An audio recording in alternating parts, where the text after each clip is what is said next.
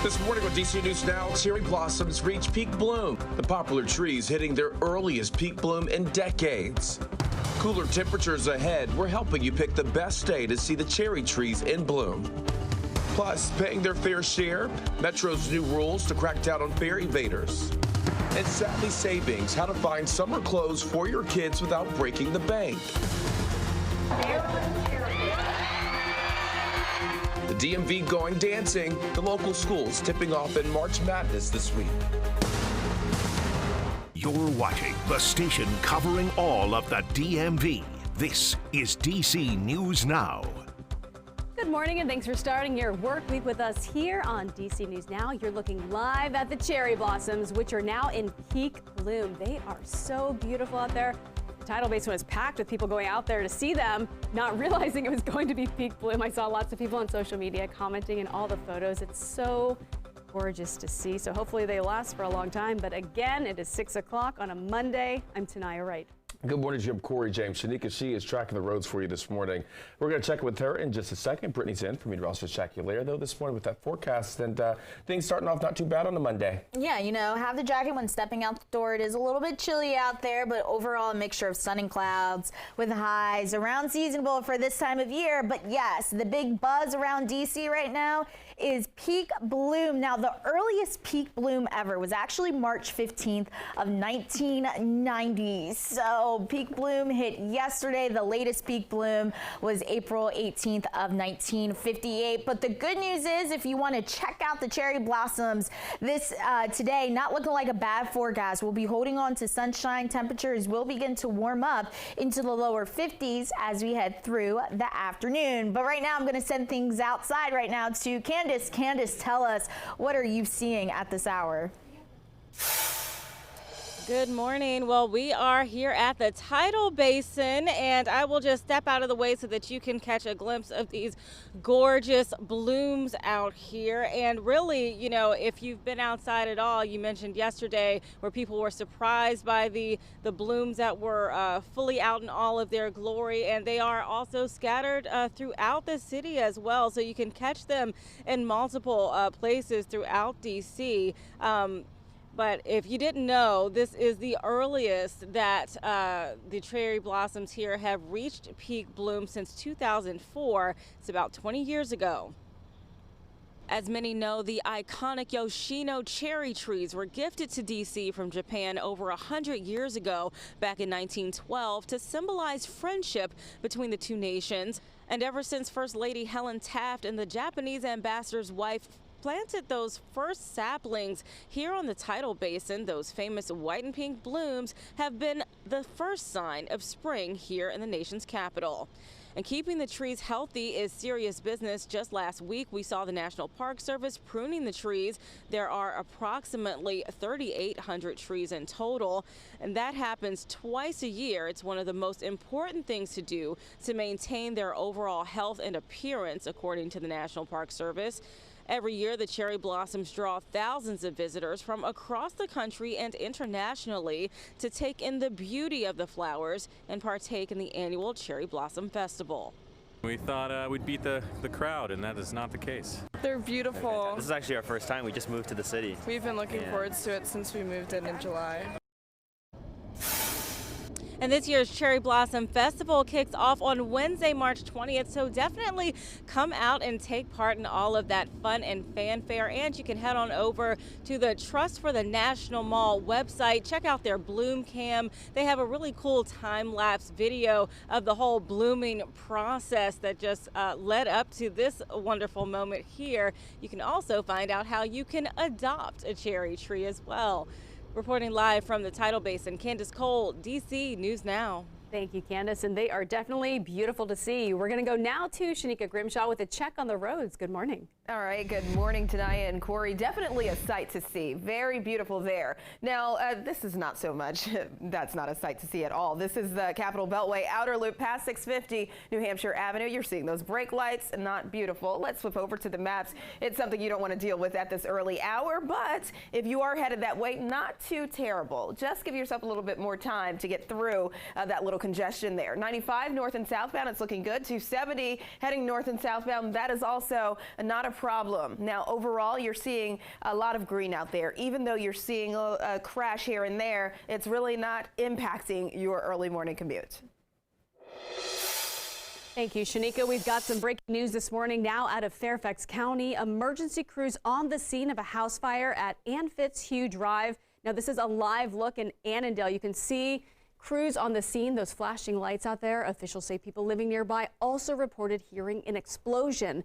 Firefighters are working to get this all under control. As of right now, no injuries have been reported. It's not clear if anyone was inside at the time. We'll, of course, keep you updated. You can see smoke coming out of the roof of that home. Of course, we'll keep you updated as we continue to learn more.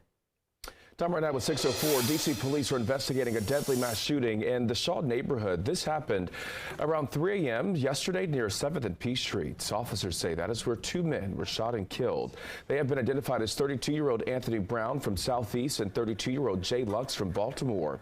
Police are also saying that 5 other people, 3 men and 2 women, were injured. They were all taken to nearby hospitals. Police are offering a reward of up to $50,000 for information leading to a conviction. A 16-year-old boy is facing charges for multiple carjackings. Police believe he started carjacking people nearly 2 weeks ago. Now, authorities say they found him Saturday with the key fob of a car stolen and an armed carjacking in Northwest. The teen is also accused of 3 unarmed carjackings in Southeast. Police are investigating a deadly hit and run in Prince George's County. This all happened between Laurel Bowie Road and Conti Road last night. Police are still searching for the driver responsible. They are asking anyone with any information to contact them. Starting today, Metro Police are intensifying the crackdown on fare evaders in the district. And this is because of a provision in the newly passed Secure D.C. crime bill. Now, the new law requires anyone stopped by Metro Police for fare evasion to give officers their name and address. It also allows Metro Police to issue fines or arrest those refusing to provide that information. Before the bill, officers could only ask fare violators to leave the station or go back and pay. Well, now fare evaders could face up to a $100 fine for refusing to listen. The law also increases penalties for assaulting bus and rail operators and Metro employees. These new penalties only apply to D.C. Maryland and Virginia already issue fines of up to $100 for skipping a toll. Students filing a lawsuit against the University of Maryland will meet in court today. It alleges the school's investigation into Greek life was unlawful. Earlier this month, UMD placed restrictions on 32 Greek life organizations after starting an investigation on misconduct. Last week, the school lifted restrictions placed on fraternities and sororities. However, there are 5 fraternities that remain under investigation. The school said in a statement that it found evidence suggesting involvement in hazing and other incidents. The school says it's planning new ways to report hazing and improve communication with Greek life. And today, Fairfax County is hosting the first of 2 virtual meetings on potential updates to an affordable home ownership program. Now, the Workforce Dwelling Unit Home Buyer Program is meant to provide below market prices for homes near employment centers. The county is considering lowering the maximum eligible income for the program, adding more eligible areas and offering more diverse home options. Today's meeting starts at noon. You can visit the county government website for more information on how you can join. And also, a second meeting is going to take place Wednesday at 6 o'clock at night. The Montgomery County Council's Transportation and Environment Committee is expected to meet this morning. Now, the committee will review a possible new incentive in the county to reduce noise from leaf blowers. The proposal would launch a program to reimburse people and businesses that purchase electric leaf blowers. If passed, people would be eligible for up to a $100 rebate if the blower is purchased during a specific time period. Your time right now is 6:08. New this morning, Prince George's County officials are releasing the fiscal year 2025 proposed budget. The $5.5 billion budget is an increase over the previous year with higher investments in education and public safety. $47 million is going to the county's community college. $2.5 million will be used to fund the summer youth enrichment program. As for public safety investments, about $780 million is going to be used to fund county emergency services. This includes police, fire, and EMS. The county is also making $131 million of investments in infrastructure. This will support the new FBI headquarters that's coming to Greenbelt. In Washington County, this week is Hagerstown Restaurant Week, and organizers for the event say people who participate have a chance to win a $100 gift card. Now, in order to enter, you have to pick up a dining passport at City Hall, then get a stamp from all 19 restaurants this month, and submit your completed passport by March 31st. Participating restaurants include Taste of Reggae and The Doghouse. A local nonprofit in Prince William County is launching a program to help small businesses in Occoquan. Now, visit Occoquan is selling gift cards. They can be purchased electronically or physically. The program is free and it's open to all businesses.